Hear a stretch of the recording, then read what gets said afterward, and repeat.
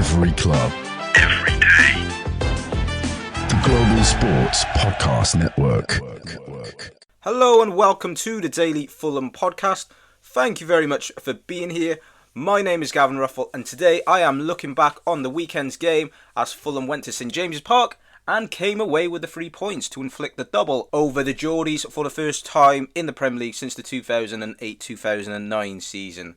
We're at the start of Feb and let's hope this month has started as it means to go on. It's a more successful, more fruitful month as far as Fulham are concerned, and they can get back to the sort of form they were showing in December. So let me just give you the context going into this game. Fulham starting in 10th, hoping to bounce back after that disappointing performance against Manchester United where they succumbed to a 1-0 defeat. Newcastle on the other hand coming into this one have been in prime form, winning 7 of the last 8 games over the course of that period. They have been the form team in the Premier League, but they did lose their last encounter at St James's Park. But there's no doubt that coming into this one, they would have been strong favourites as they looked to gate crash the top 4. For Fulham, we knew they were going to be forced into one change with Harry Wilson, expected to spend a long time on the sidelines now. Marco Silva was quick to dismiss reports that it might be until the end of the season.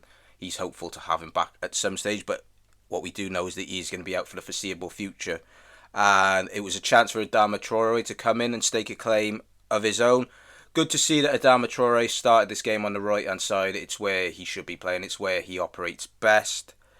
For Newcastle, it was very much what you would expect. The same team pretty much that has been enjoying the success they have had in the last month or two.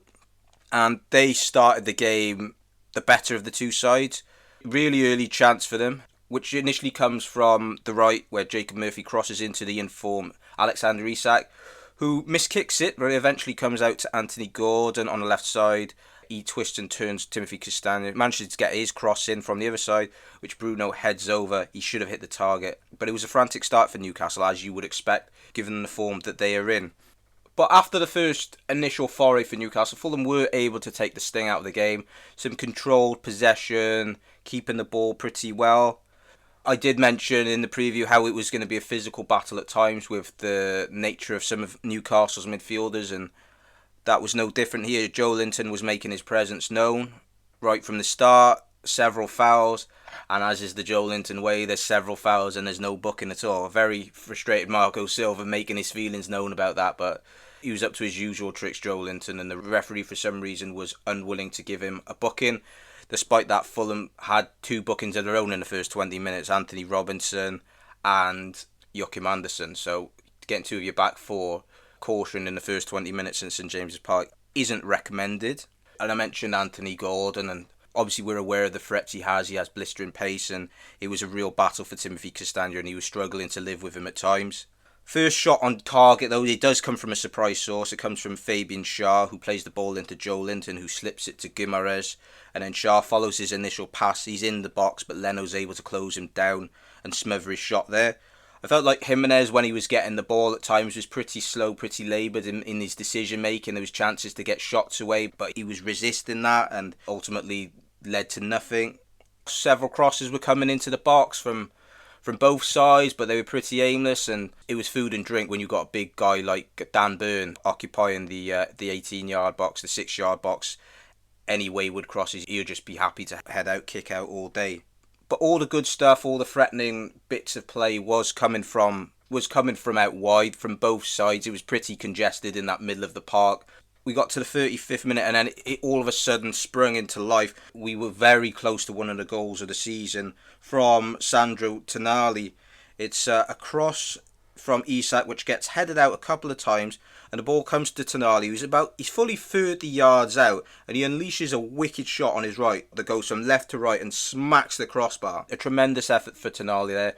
Really sparked the St James's faithful into life. And they got their goal not long after that, and it's Anthony Gordon again who's involved, whose pace was causing serious problems for Timothy Castagne. He leaves for dead. He drives at Joachim Andersen, shifts it to his left side, and obviously at this point Andersen has been booked, so he can't commit a challenge. Otherwise, he's at risk of getting sent off.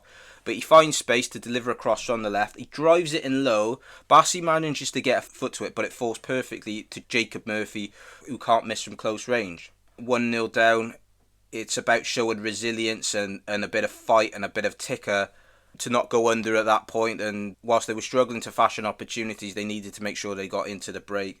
No worse than a goal down. There was a chance for 2-0. Livramento broke free, plays a 1-2 with Isak. He's slightly at a wide angle, tries to go across Leno and find the bottom corner, but the German is able to save with his feet. So that was a crucial moment just to keep the score down. Finally, just before the break, Joelinton did receive his yellow card after his 36th foul of the game, much to the relief probably of Marco Silva, who felt that he should have been in the book several minutes before that. But overall, my feelings on that first half were that Fulham looked decent in possession. The midfield were doing well, but they were unable to fashion any clear-cut opportunities. The crossing needed to be better, otherwise Shah and Byrne, they're very experienced defenders. They'll do that all day, won't they? Head it and kick it away.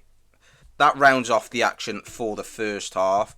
I'll come on to the second half action shortly, but before I do that, let me tell you a bit about our sponsors. Here at the Global Sports Podcast Network, we spent a lot of time selecting our delivery platform. Zencastr came out the clear winner, with 4K video recording from your phone and AI editing that automatically removes all those ums and ahs. It's super easy to start a podcast that sounds great and is delivered efficiently. If you're ready to tell your story, check out the link in the show description to learn more about Zencastr. So yeah, as I said, I don't think Fulham were bad in the first half. Their decision making at crucial times was just a bit lacking, and of course they had to be aware of the threats that Newcastle possessed. Anthony Gordon especially, who was terrifying Timothy Castagna, and we know the former Alexander Isak has been in recently, so they would have to be very mindful, very watchful of him. Fulham didn't register a single shot on target in the first half, while it took them about 30 seconds to register their first shot on target in the second half. It's a bit of a tame effort, to be quite honest. Emil Smith-Rowe, he's outside the box. Tries to curl one in from about 22 yards, but is straight at Dubravka. But it's only a couple of minutes after that he has another shot on target. He drives through the middle. Newcastle defenders back off. This time he gets a shot away with his left foot. Keeps it down, but Dubravka's able to make a smart save low down to his left. But the openings were coming now, and Newcastle started the second half a bit sloppy. There was some miscommunication at the back. There was a big opening for Jimenez as well. I talked about in the first half how at times he was reluctant to shoot, was just a bit slow in his decision making. There was a big chance here. It comes from an Anderson diagonal. There's a bit of a mix up between Byrne and Shaw, and Jimenez is able to control the ball, bring it down in the box. He seems to take an eternity to get his shot away. He eventually does. It takes a deflection off Dan Byrne and goes wide. So a big escape, big let off there for Newcastle. But they were looking all at sea, and whatever Marco Silva had said at half-time, it seemed to have the desired effect, because it was now wave after wave of pressure, and Jimenez again was involved. A couple of chances from corners, not quite able to make the most of it from headers. But he did manage to get that equaliser, and this was good play from Fulham, but it comes about from a mistake from Newcastle, and it's Tonali who gives the ball away, and Jimenez, he's able to nip in, runs forward down the left side, finds Adama Traore to his right. Now at this stage you're expecting Adama Traore just to travel with the ball, commit defenders and run into the box, but instead he lofts the ball forward to Robinson on the left, who guides it first time, volleyed past into the path of Jimenez, who gets a shot off straight away, and it ends up in the back of the net. The replays show this takes a significant deflection off Murphy, which ultimately leaves Dubravka with no chance, no time to react. It was coming, the goal was coming, but you know in these games when you are on top you have to score, and thankfully Fulham were able to do that. At 1-1, you're wondering if this is going to spring Newcastle back into life. In order to do that, they made some substitutions. We saw Joelinton taken off. Probably a bit of a precaution there, so he wouldn't draw further off from the referee and get sent off. But he'd also taken a knock a few minutes before then. So we saw Willock and Trippier come on. Livramento, one of the other players, coming off. But now all of a sudden the momentum's with Fulham, and they're pushing to get ahead. However, Newcastle, they do have a massive opportunity as another big let-off for Fulham.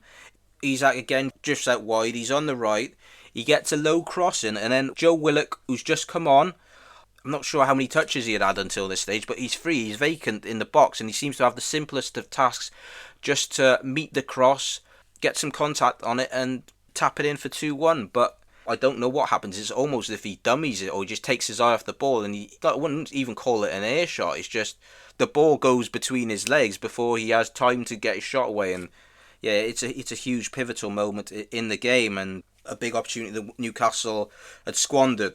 The game was getting stretched at this point. I certainly felt like there was another goal. Which way it was going to go, that was anyone's guess. Fulham were looking really good in transition, but just needed to be a little bit better with the decision making with the final ball. Some substitutions. We saw Emile Smith-Rowe come off and Jimenez, and they were replaced by Pereira and Rodrigo Muniz.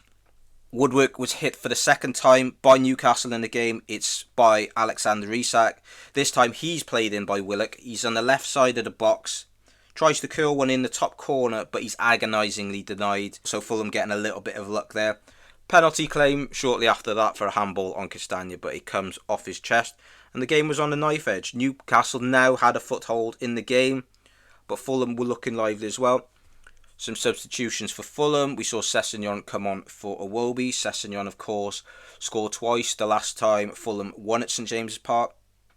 The atmosphere in the ground, well, Newcastle fans, they were starting to get a little bit frustrated, feeling like one or two decisions weren't going their way at the same time. They were being sloppy at times, being a bit careless on the ball. And now we come on to the decisive third goal, which comes about. It's a free kick to Fulham. There's some protestations from Newcastle players, Newcastle fans. They weren't keen on the decision in the first place. So it's a free kick on the wide left after a foul by Jacob Murphy. And Pereira just fizzes the ball into an area at pace, and Rodrigo Muniz is able to nip in at the front post before Dubravka just to get the faintest of touches on it and guide the ball into the net. It's not the biggest of touches from Muniz, but it's all he needs. Without that touch, Dubravka probably punches it, probably palms it away. But him getting that touch first is just enough for Fulham to score that goal. And once again, Fulham substitutes coming on and having an impact on the game. Both of the substitutes combining here, and this was the 11th time a Fulham sub has scored this season, which is the joint most in the league along with Bournemouth. Now with 10 minutes to go or so, a bit more than that with injury time, it's just about game management, how Fulham can control the ball for the last 10 minutes and snuff out any dangerous attacks from Newcastle. Itis Diop was brought on in order to protect the leads. He came on for Adama Traore. He certainly made an impact on proceedings. He was heavily involved in this game. And ultimately Fulham held on for the 3 points. They were able to manage the game well. I can't recall a clear-cut Newcastle chance after Fulham's second goal. So yeah, the double done over Newcastle this season.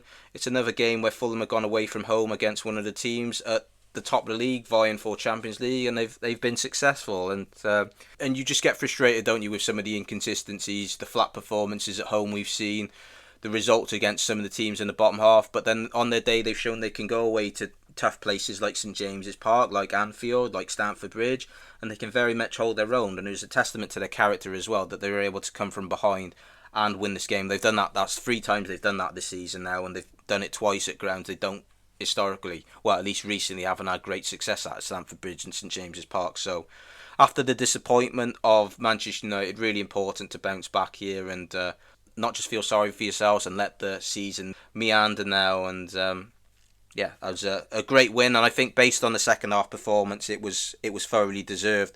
Newcastle didn't really have an answer to them in the second half. Newcastle were the better team in the first half, there's no doubt about that, and I think it was important for Fulham to make sure they went in just a solitary goal behind to give themselves a realistic chance of getting back into the game. And yeah, based on the pressure in the second half, I think they were worthy of their 3 points. Some final thoughts to come, but before then, let me point you in the direction of the Global Sports Podcast Network. The Global Sports Podcast Network is changing the face of football podcasts, with dedicated daily content for every Premier League team, women's football, fantasy football, and a daily Premier League wrap-up broadcast in 5 different languages. It's your one-stop shop for your daily football fix. Find GSPN wherever you find your usual podcast. So Fulham back up to 9th now after Brighton's torment against Nottingham Forest. Just a point off Aston Villa as well. I still believe in what I said after the United game, that European aspirations have probably gone now.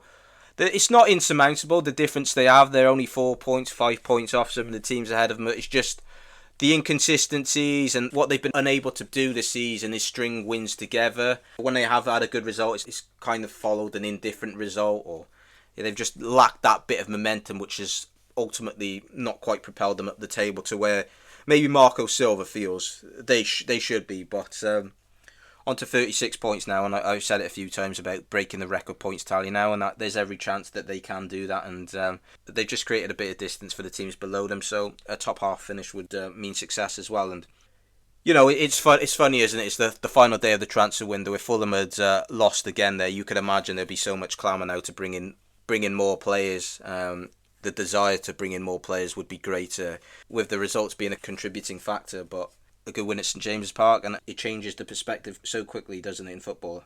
I think we've got to pay respect to the midfield. I thought Sander Berger and Sasa Lukic held their own extremely well in midfield. Everyone talks about the Newcastle midfield and how good it is, and combative midfield, very physical. If you're not able to stand up to their physicality, then you're going to fall short. So they were able to do that, and even Sasa Lukic managed to do it without even getting a booking. So he's available to the next game, so that's a positive. And Timothy Castagne, I think a word of praise needs to be given to him, because at half time you're thinking, is this Timothy Castagne's last game for Fulham for a while?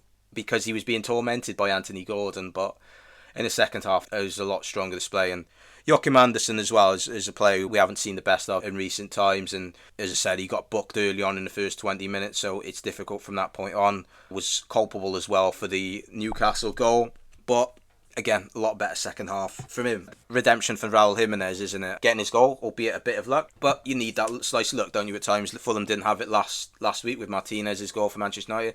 This side, they have a deflection that works out for them, and for Raul Jimenez, it's a bit of a redemption arc against Newcastle, isn't it? Because he got sent off in the 3-0 loss last season, and I'm sure he would have taken a lot of responsibility for that result, but how things change, and he scored in both fixtures against Newcastle, and there's always constant chatter around Fulham strikers, and whether that's something they need to look at, but their two strikers got on the score sheet, didn't they? Raul Jimenez, that's 9 Premier League goals for him now.